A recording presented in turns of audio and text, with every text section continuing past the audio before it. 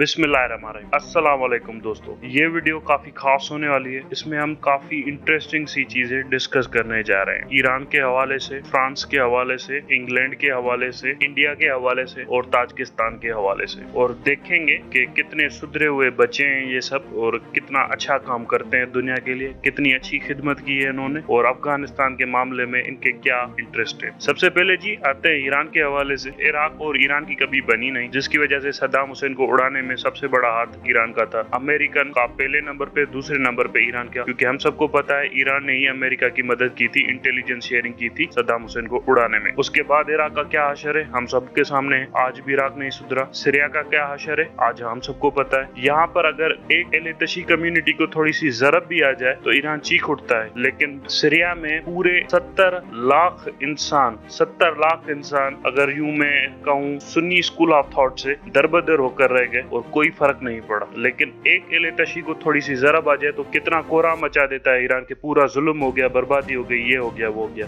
मैं कोई एथनिक बंदा नहीं हूँ और ना ही किसी फिरके के साथ ताल्लुक रखता हूँ। मैं ये डुप्लिसिटी सामने लाना चाहता हूँ कि देखे कहाँ से कहाँ चीजें पहुँच रही हैं। पूरे मिडिल ईस्ट की धज्जियां उड़ा के रख दी जंग के लिए, अपने असल रसूख को बढ़ाने के लिए, और फिर अफगानिस्तान के अंदर सिर्फ इस बात पर झगड़ा है कि हजारा कम्युनिटी को सीटें नहीं मिली। भाई हिरात के अंदर मिली है, गवर्नरशिप भी मिली है और भी बहुत अच्छी पोस्टें मिली हैं, मगर ऊपर की जो फेडरल पोस्ट हैं वो सारी की सारी अफगान तालिबान अपने अंडर रखना चाहते हैं। ये भी एक इंटरिम गवर्नमेंट है, उसके बाद इसके बारे में डिसाइड होगा, तो थोड़ा सा सब्र करना चाहिए। मगर इतनी शिद्दत से मुदाखलत की जा रही है तमाम तर मामलात में, ये समझ नहीं आता कि इस मुल्क का मसला क्या है। अब आते हैं ईरान का मसला, समझते हैं कि क्या है। ईरान का सबसे बड़ा मसला है पाकिस्तान और ईरान बॉर्डर पे लगने वाली बाढ़। हम सबको पता है ईरान के ऊपर लगे हुए हैं सैंक्शंस, इसीलिए ईरान के पास डॉलर्स कभी आते ही नहीं थे। डॉलर्स की काफी ज्यादा किल्लत है ईरान के पास। ईरान की सारी डॉलर की अर्निंग होती थी उसकी ऑयल प्रोडक्शन से और ऑयल सेलिंग से। अमेरिका ने ईरान के ऑयल पर ही सैंक्शन लगा दिए, मतलब ईरान अब तेल नहीं बेच सकता इंटरनेशनल मार्केट में, जिसकी वजह से इसके डॉलर्स की इनकम हो गई है कम। ये अब टोटली डिपेंडेंट हो गया है अपने इंटरनल रेवेन्यू से, और हम सबको पता है कि इंटरनल रेवेन्यू से आप ज्यादा देर मुल्क नहीं चला सकते जब तक आपके पास फॉरेन एक्सचेंज रिजर्व ना हो। पाक अफगान बॉर्डर से जो ईरान तेल सप्लाई करता था, स्मगल करता था, पाकिस्तान से तकरीबन $1 बिलियन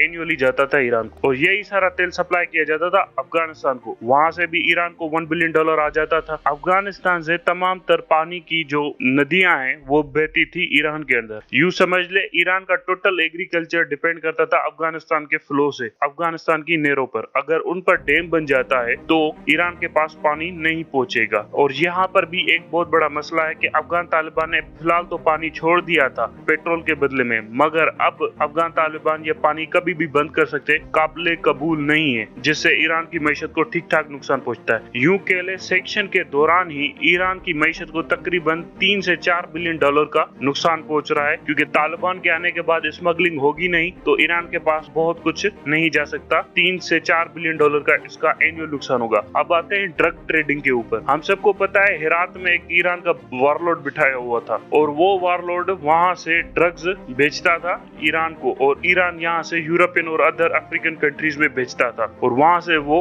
अमेरिका तक भी जाते थे और लैटिन अमेरिका तक भी जाते थे। अब ये सारा का सारा ड्रग इंडस्ट्री अफगान तालिबान ने कर दी है तबाह। यहाँ से भी $2-3 बिलियन का नुकसान होगा। इन शॉर्ट ईरान को तकरीबन $5 से $6 बिलियन का नुकसान होने वाला है अगर अफगान तालिबान अच्छे से मुल्क को चलाते हैं।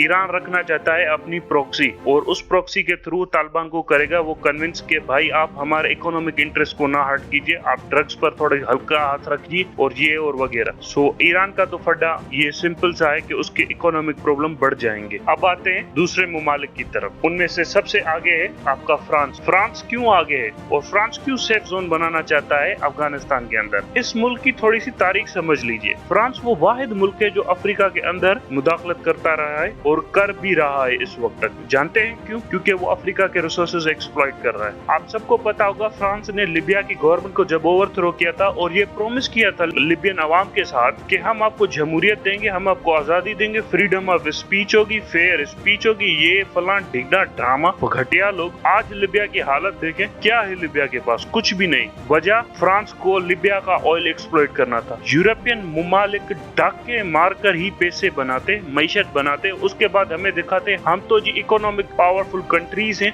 हमने अपनी मेहनत से पैसे कमाए, आप लोगों को हमसे सीखना सीखना चाहिए। क्या सीखें? डाके मारना, दूसरे मुल्कों के रिसोर्सेज को एक्सप्लॉइट करना। अफ्रीका के अंदर और क्या गुल खिटा है? इन्होंने बादशाहों के सर काटे और उनके सरों का महल बनाकर रख दिया फ्रांस के अंदर, और वहां पर बादशाहों के रिसोर्सेज एक्सप्लॉइट करते थे। स्लेव ट्रेडिंग का बड़े में बड़ा चैंपियन था ये फ्रांस। अब फ्रांस और पंजशीर का ताल्लुक क्या है? पंजशीर में मिलते हैं एमरल्ड्स, अच्छे खासे क्वालिटी के मिलते हैं। इन एमरल्ड्स की बड़ी अच्छी डिमांड है वेस्टर्न मार्केट्स के अंदर। फ्रांस अहमद शाह मसूद, उसके बाद अहमद मसूद के साथ हाथ मिलाकर यहाँ से स्मगलिंग करता था इन एमरल्ड्स की, और इन डायमंड्स को वो बेचता था वेस्टर्न मार्केट में। उसका प्रॉफिट ज्यादातर वो ले जाता था और थोड़ा बहुत अहमद मसूद को देता था।